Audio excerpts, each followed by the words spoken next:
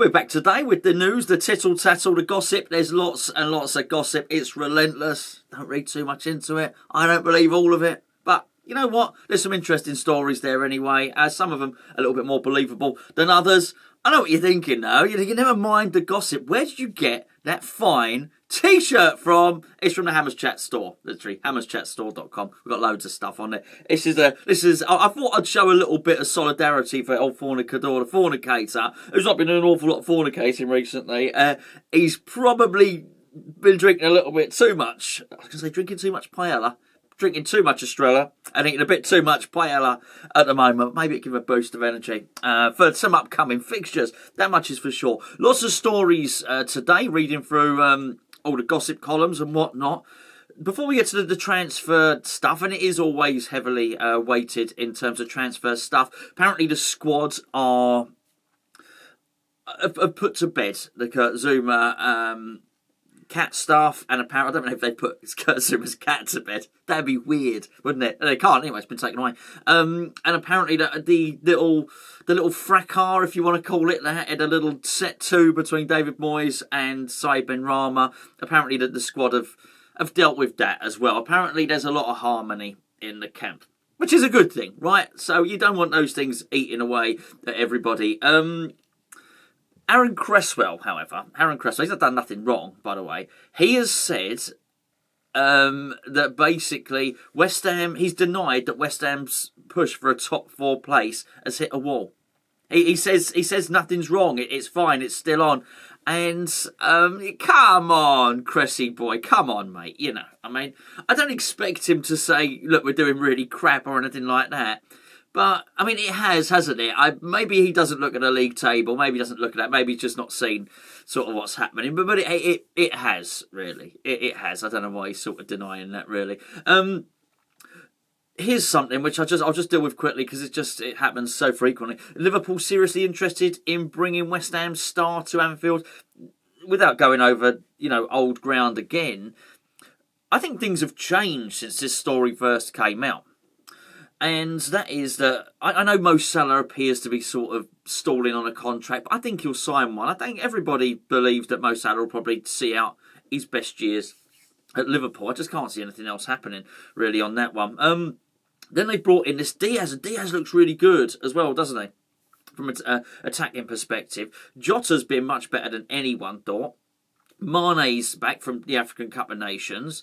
I think, Fabinho and Firmino's, I get them mixed up. I think it's Firmino's the forward one. I think he's got a little knock, but it's nothing too serious. And they've got that Harvey Elliott who's come back, who I know he played a little bit deeper when Klopp played him in Europe, but he is an attacking player. I think they've got plenty. I think they've got enough. I think if I was Jared Bowen, I'd be looking at that thinking, mate, I ain't getting in here. I'm just not getting in. You've got to have confidence in your own ability, but there are so many good ones. It was just they had two good attackers and there was a third place up for grabs. I think if I was Bowen, I'd be looking at it thinking, I can get this. But with all of those ones that I've just mentioned, it's going to be really, really hard for him to get in. But anyway, they're seriously interested. I guess we'll only know in the summer quite how seriously interested they are. The one thing I would say about Liverpool is I praised Klopp the other day because it appears he keeps Liverpool up there without spending the money that the other clubs have done. You can't have it both ways. I can't praise him for spending the money and then expect Liverpool to come in and spend the money on Jared Bowen. I don't think they do spend that big of money, and I don't think they would be able to come in and give us enough money to tempt us into selling. Whether they can turn his head, I don't think they would. He don't seem like that kind of bloke, to be perfectly honest with you. Few other little bits and pieces on there as well. So it's funny enough. We got an article with old Fornicador. He's basically saying David Moyes. I think David Moyes read the team the right act, and the fornicator was saying that's fine. We deserved it, but there's nothing wrong with that boy's attitude, is there? Let's be perfectly honest.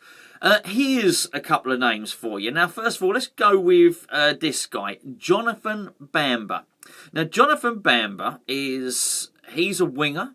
And he basically plays for Lille in France. He's not done so well this season, but he was very good last season. And I don't know. Anyway, after the end of this season, he's got a year left on his contract. Might be able to get him for 20 million euros, something like that. I'm not so sure.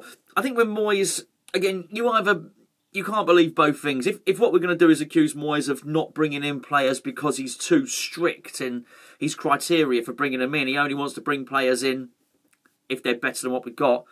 It's hard to then, by using that and applying it to this, to think we're going to go and get this player. I don't think he scored a goal this season. But anyway, hey, it's worth talking about because it was in the news. There is another winger, though, and I do think this particular one, there's maybe a little bit more truth to it because there's a little bit more up Moyes' alley, more the Moyes type style. Before I go any further, this video, this one, lots of them are sponsored by the One Football app. Now, you can download the One Football app by clicking the link below. Don't go around searching in the newspapers and all the Premier League websites looking through for all the West Ham stories. You don't need to. The One Football app puts it all into one place for you. Not just for West Ham, whoever you support. You just click who you support at the start and it puts all of them together. Download it. It's free, by the way. You can use that QR code if you work out how to do it. It's a very, very good app and I'm using it today to take all these stories. Some of them are from Football League World, Football Fancast, Give Me Sport, Daily Mirror. It just puts it all together for you. That's the One Football app. Look, I know Gio discussed it yesterday, Youri Tielemans. It's a funny one. I struggle to get annoyed with something which might not be true. Okay, so what I don't want to do, I've already seen a couple of people always getting angry. Why are we going for Youri Tielemans? Blah, blah, blah, blah, blah. Well, we might not be. I don't know. However, we'll deal with the story because the story's there.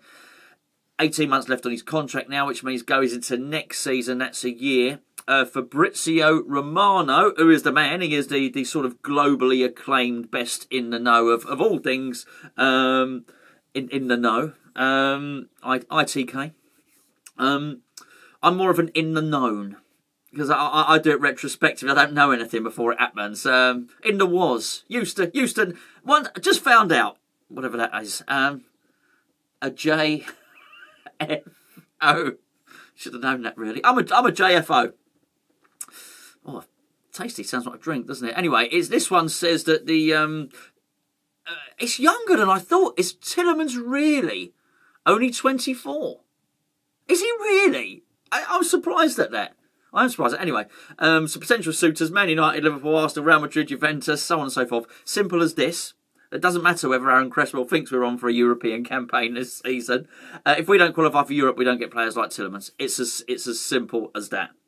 And so yeah, listen, whether we will, whether we won't, I guess we'll have to wait and see. It's not even subjective. You can have your opinion whether you think we will, whether you think we won't. We won't even know until the end of the season. But we ain't. I think I do know is we won't get him if we don't qualify for Europe. There we are. And this is the winger I was going to talk about, by the way. Just before I started talking about the app, it's Brennan Johnson. He's from Nottingham Forest. Quick as pants. Quickensy pants. Some may say, that's probably only me that says that. Really, really quick player. Unlike Bamba, he's scored 10 goals this season. Really good player. Looks the business. He really does. I think ex-West Ham United employee has linked him with us. And he's also, not Brennan Johnson, I mean ex-West Ham United employee has linked us with a guy called Levi Colwill. Now, apparently, this guy's on loan at Huddersfield Town. Looks good.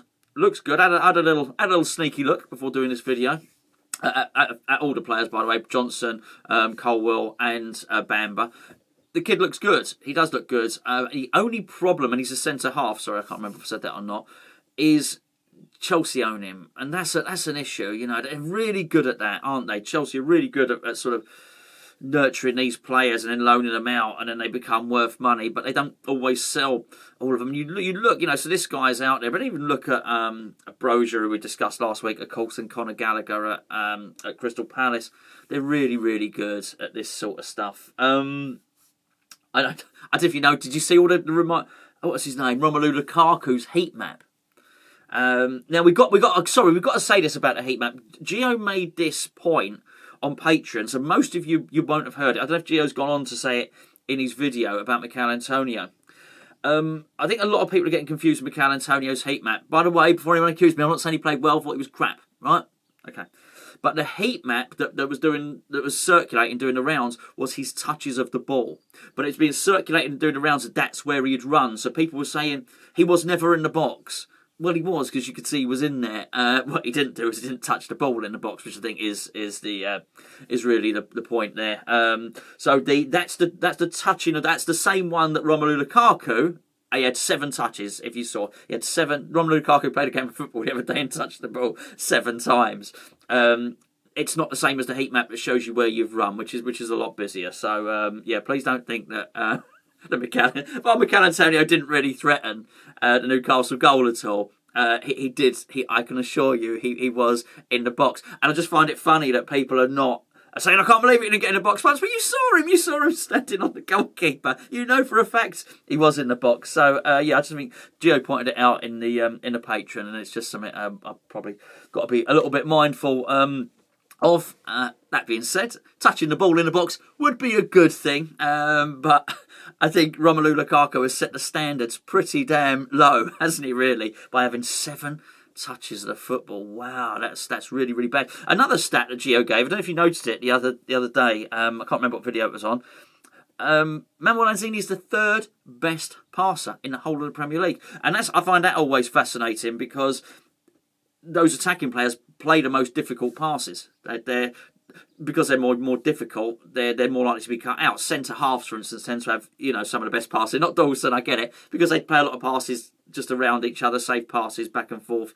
So I thought that was really, really good. And my goodness, I think we really did miss him. I don't think anybody who was remotely close to Lanzini's passing stats. And then we had a look again. We had a look at the West Ham passing stats and dribbling stats in our Patreon video, which actually wasn't surprising at all. Basically, we passed the ball crap, and loads of people went on dribbles and got the ball taken off of them. That's pretty much what happened against Newcastle. Anyway, that's the news for today. There are other stories, but we're already into 11 minutes. Linked with some players, I think if I had to pick one of those, I think it would probably be Johnson, the boy from Nottingham Forest, because it's just David Moyes' sort of thing, isn't it? And my words, we need some pace. We really, really need some pace. I'm not hailing this boy as the next Messiah, but you look at it and you think, actually, we could. And the point I was trying to make the other day,